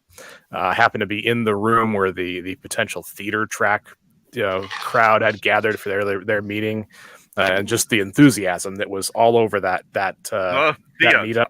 Yes. I was amazed by that enthusiasm. They had ribbons and everything. I snagged a couple badge ribbons. I know for a fact that Star Trek's Anson Mount has a badge ribbon for the theater track. So, but no, just watching these grassroots efforts pop up and just watching them surge. I mean, this is what DragonCon's all about for me. Is just the fans speaking up, saying what they want, and having a great time, and just celebrating what they love. And that was one of my big highlights. Okay, so last segment, and I want to end on a positive note. So I want to hear about awesome cosplay you guys saw at DragonCon, because every year, I think someone had mentioned that the cosplay. I think it was you, Mike. I have my chances there. It must have been a Mike. Said that the cosplay was so good this year, and I mean it's good every year. But I want to. I didn't get out a lot, so I didn't see a lot of awesome stuff. But I did see some cool stuff. And of course, I wasn't personally wearing any cosplay, just the normal, aloha shirt or whatever. I will say the first picture I took was on the Marriott. There had been a gathering of about 5 or 6 old, we'll say classic, not old, classic Battlestar Galactica folks, 3 or 4 Cylons, somebody in a colonial outfit, as well as Lucifer, if anybody knows they're about Star Galactica. And it was just awesome. I was just like, oh my goodness, that was the first picture I took. And it was kind of a good thing, bad thing, because I took the picture and I was like really happy, and I was like, that's a great costume.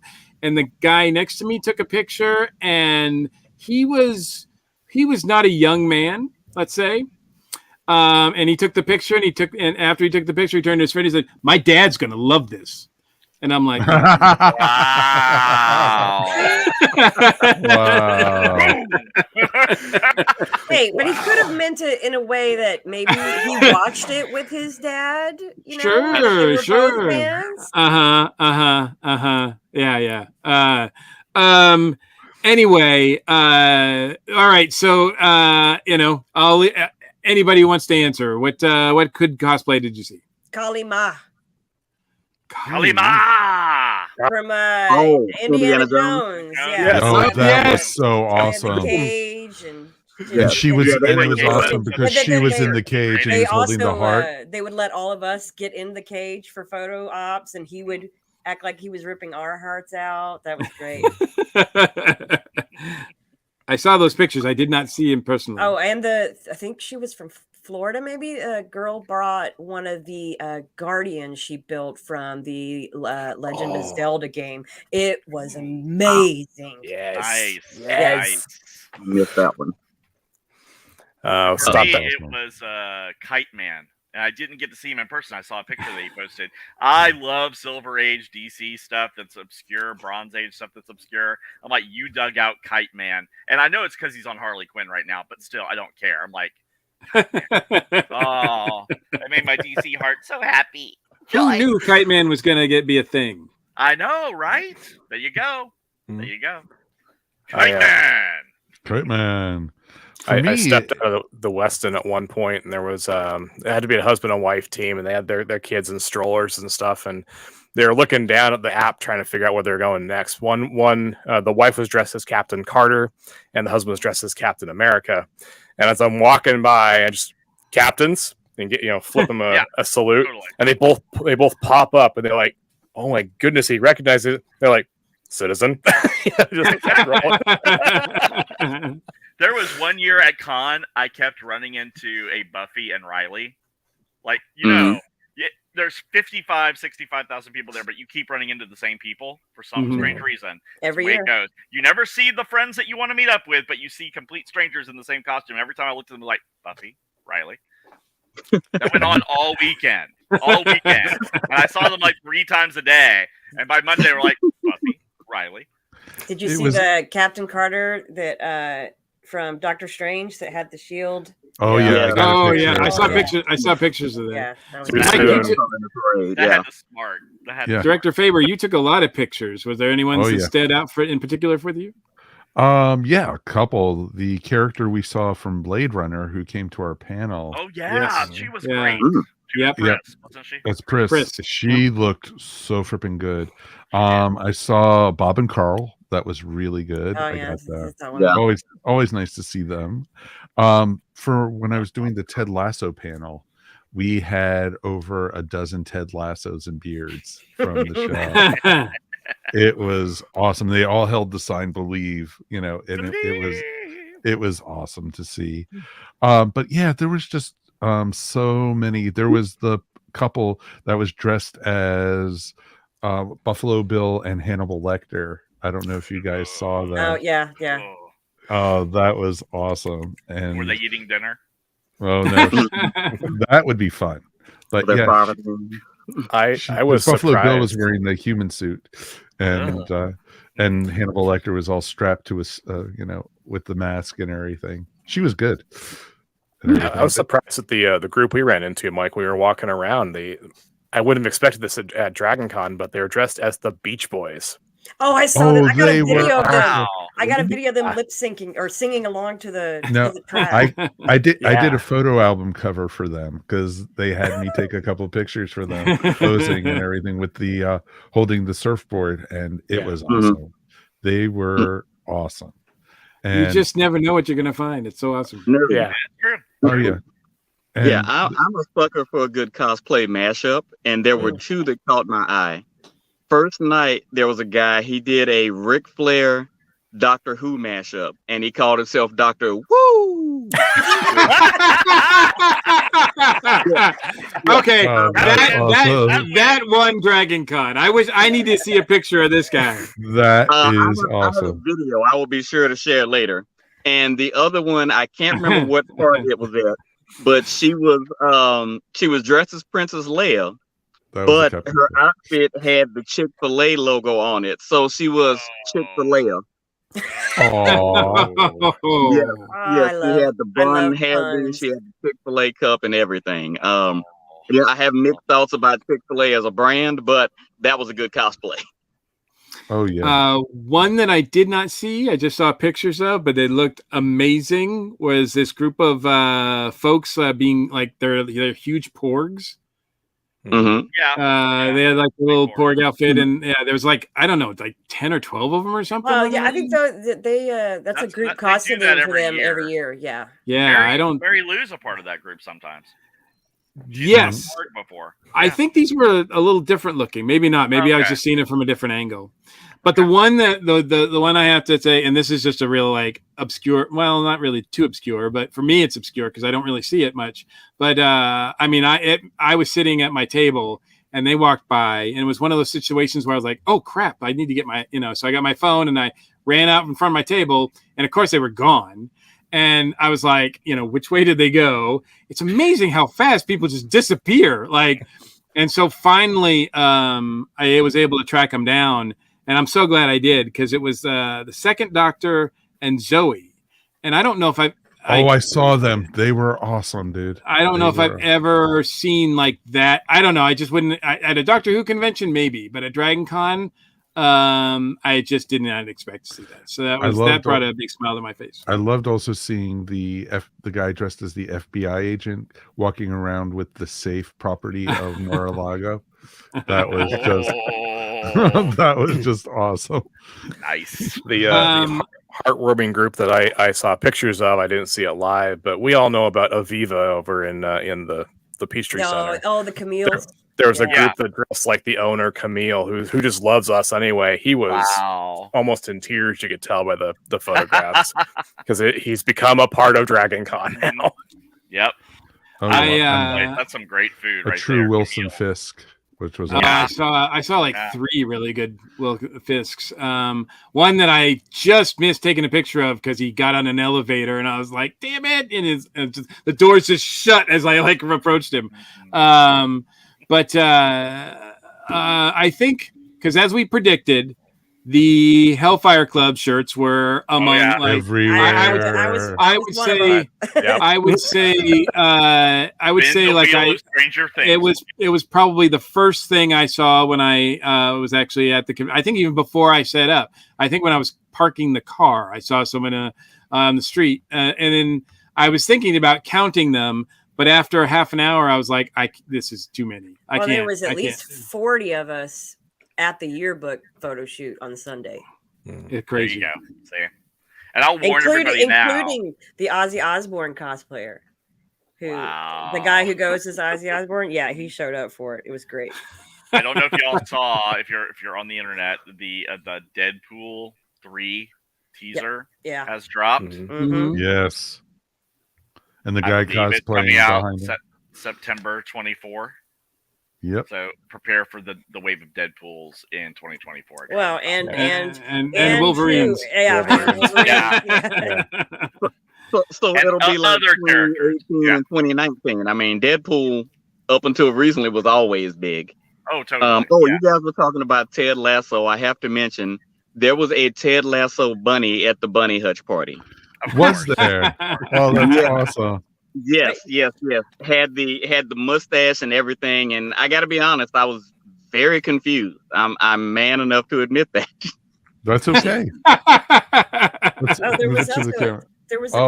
is awesome. Yeah, I could see that. I could be confused though. So there was a Better Call Saul guy who was traveling around with a desk. Oh, that's awesome.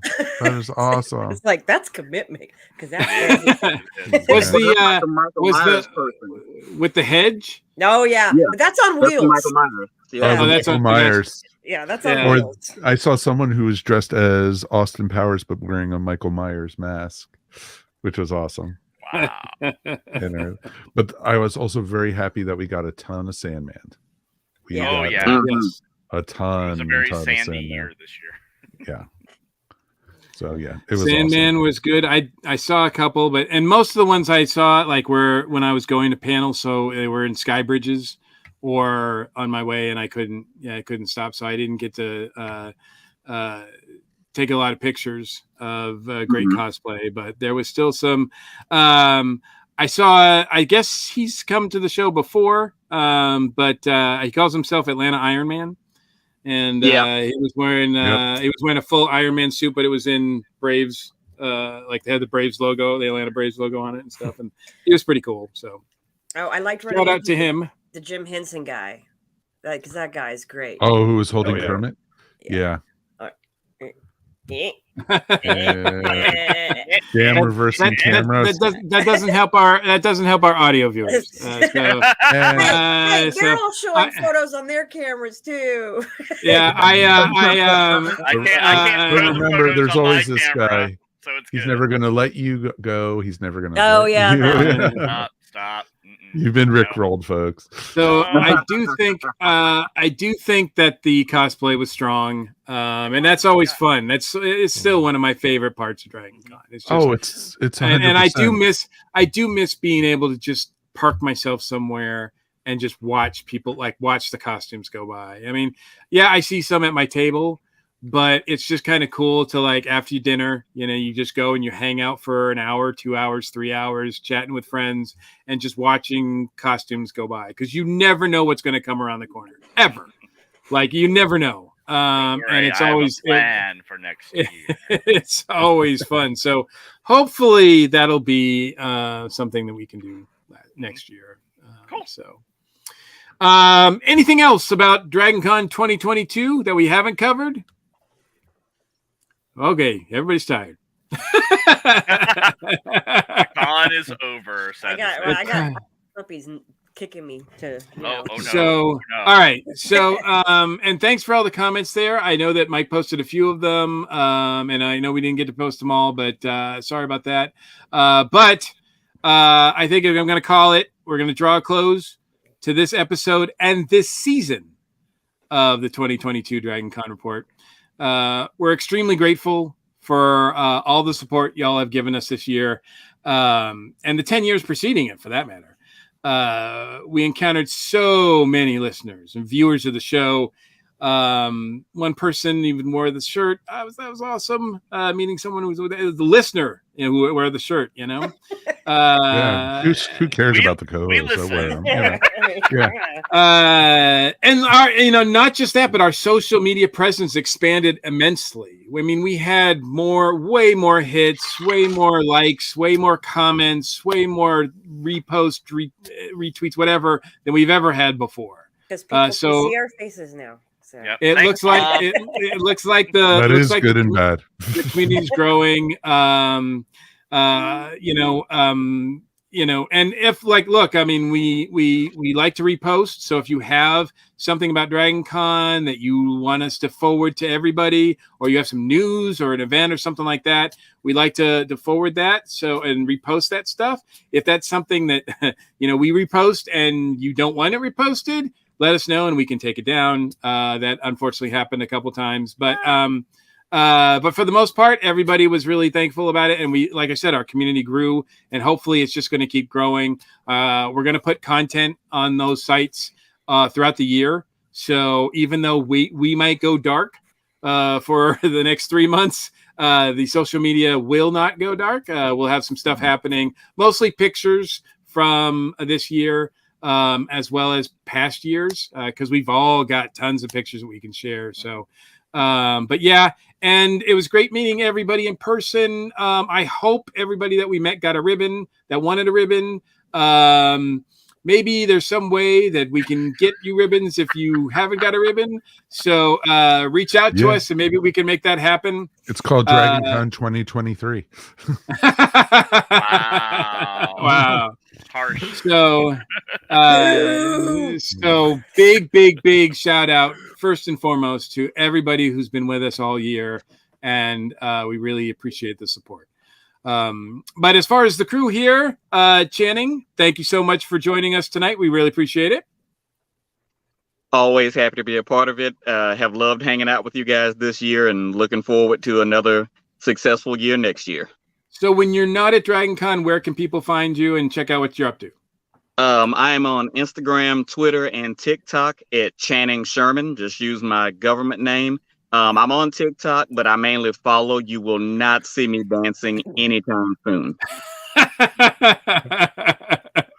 Not even at the wedding? Yeah, I have to do one. I have to do one dance at the wedding. I want to see him wear a tuxedo of the rug. Come on. But, I've gotten her to well, she doesn't know this yet, but I'm actually planning on busting out a cape. You know this is going out live, right? Yeah, I got to be a cape involved. Yeah. She knows now. Yeah, she knows now. Yeah, one of our 13 viewers will let her. It just went up to 14. There we go. There she is. That's her. Exactly. Yeah, the car is about to open. She's going to come in and snatch me. So thank you so much. We appreciate you. Thanks, Michael Faulkner. And look, thanks to the entire Newbies Group crew for all your contributions this year. We kind of feel like the relationship that we have with you guys is just amazing. And thanks for being part of the show this year. Hey, thanks for having us. We do deeply appreciate you helping us out and then spreading the word about Dragoncon Newbies. We have right around 6,300 people in the Facebook group, and the beauty of what we do with the Dragoncon Newbies is that we help the newcomers to the con, and then we charge them basically with the task of, you're now experts at the convention, just like we are. Your job is to help us to bring up the next set of newbies. We do it all year long. Like, we are taking a break now, but we still have the submissions open to come on in. So please find us on Facebook. Dragoncon Newbies is the place to go, and we'll be happy to have you there. Yes, awesome. So, we already lost. He says, like, I'm out. Peace. Wow. It's like, I'm done. She must have grabbed him out of the closet. Yeah.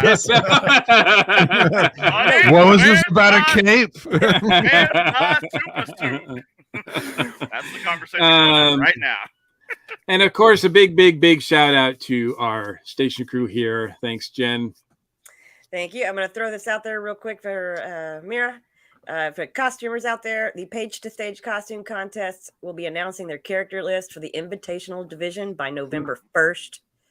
So that's 2 months, and they'll be sending out invitations on on January 1st of 2000. I'm doing my job. Don't worry.